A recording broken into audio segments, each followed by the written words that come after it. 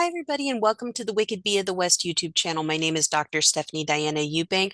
I teach business operations and business administration over at Stan State. I also am the owner of Wicked Bee of the West Consulting Services. So, in this series, with regards to the issues with regards to isolation in the workplace, we're going to discuss effective strategies to reduce the social loneliness caused by geographic isolation.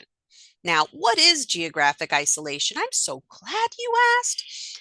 Geographic isolation in business, we especially see this with remote workers, is when your main office or where your main teams are located is in a totally different area than where you are located. We also see this in hybrid and multiple modality teams, where basically the large portion of the team might be located in a main office on the other side of the state, and another smaller team or individual might be working in one of the satellite offices in another region. And this has actually been expanded as a concept with multiple modalities, even for in person, for multiple locations for the same team, specifically after 9/11 to help when anyone is affected by a natural disaster. And we've been seeing this as a growing trend in business overall since then. However, this divide in distance can create a feeling of divide for your teams.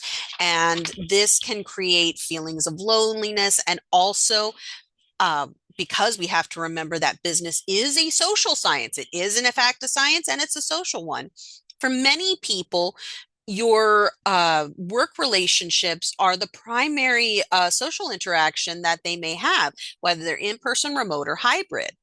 And as such, these types of loneliness can also uh, hurt your morale, hurt your productivity, and also make your whole team feel disconnected and hurt communication for your team overall in the long term. So, creative ways to help with this. First and foremost, leadership has to be willing to take a lead for their teams to help bridge that gap as far as making their teams feel so isolated from each other. However, not all leaders or organizational cultures are willing to take that on. So unfortunately, it falls to those in the non-management roles and even to those in management roles who are dealing with these multimodalities in order to help themselves feel more seen and better help their mental health. For one, join a virtual co-working space. Especially for those who are remote, there are a number of places where you can go and socially set up your workstation and go and work with other people who are working, just to, again, have that vibe of more people around you. This can help break up the monotony. I know me personally, I prefer when I need to kind of have a change of scenery for my workplace, I go and take my laptop and go work out in the backyard or just move to a different room. And that by itself tends to help me, or taking my work over to a local coffee shop or library. It's just a good way to, again, help get out of any ruts you might be developing from this type of isolation. Another great way to help combat it is participating in an activity in an online professional group and community. So finding more groups to network with, even if it's in remote or even within your organization.